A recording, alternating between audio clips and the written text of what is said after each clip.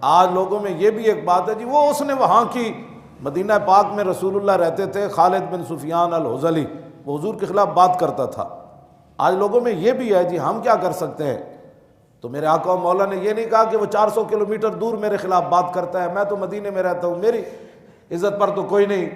تو عبداللہ بن انیس کو حضور نے تنہا روانہ فرمایا، فرمایا اس کو قتل کر کے آؤ، وہ میرے خلاف باتیں کرتا ہے۔ عرض کی حضور مجھے کیسے پتہ چلے گا کہ وہ خالد بن سفیان الحذلی ہے؟ آپ نے فرمایا جب تو اسے دیکھے گا تو تیرے جسم پر کپ کپی طاری ہو جائے گی۔ آج لوگوں میں یہ بھی بات ہے، میں نے کہا 400 کلومیٹر پر حضور نے خود بھیجا حضرت عبداللہ بن انیس کو، اور یہ بھی نہیں کہا کہ میں پیچھے گھوڑے بھیج رہا ہوں پھر اس کا لشکر ہے۔ تو فرماتے ہیں میں جب اس کے وہاں پہنچا تو میں نے جب اس بندے کو دیکھا جو حضور کے خلاف باتیں کرتا تھا تو میرے جسم پر کپ کپی طاری ہو گئی۔ تو میں نے کہا یہی بندہ ہے۔ کیوں جی؟ صلاۃ الطالب، اس کا عنوان ہی امام ابو داؤد نے یہ باندھا ہے، جو رسول اللہ کے دشمن کی طلب میں جا رہا ہو وہ نماز کا ٹائم آ جائے تو نماز کیسے پڑھے گا؟ صلاۃ الطالب، ہاں جی، ایک صلاۃ استسقاء ہے، ہاں جی، صلاۃ حاجت ہے، ہاں جی، اور ساری نماز، اس کا نام ہی ہمارے اماموں نے لکھا ہے کہ صلاۃ الطالب، کہ جو رسول اللہ کے دشمن کی طاق میں جا رہا ہو اور نماز کا ٹائم آ جائے اور ہو وہ دشمن کی طلب میں، وہ بھی گستاخ رسول کی طلب میں ہو، تو پھر وہ نماز کیسے پڑھے گا؟ حضرت عبداللہ بن انیس کہتے ہیں کہ میں نے دیکھا تو میں نے کہا ادھر نماز عصر بھی جا رہی تھی، ادھر حضور کا دشمن اس کا بھی کام کرنا تھا، مغرب ہو رہی تھی، تو کہتے ہیں میں نے پھر چلتے ہوئے اشارے سے نماز کی نیت مان لی۔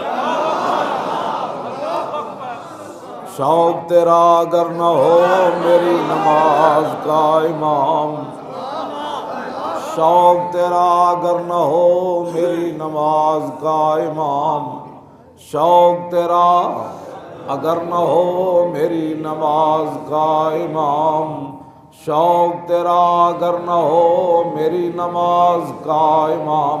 اس میں نے تصور کیتا ہونا ہے آپ،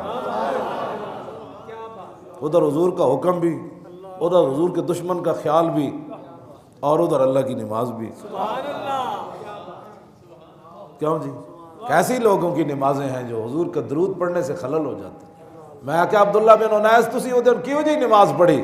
اقبال کہتا چھڑ تینوں سمجھ نہیں، شوق تیرا اگر نہ ہو میری نماز کا امام، شوق تیرا اگر نہ ہو میری نماز کا امام۔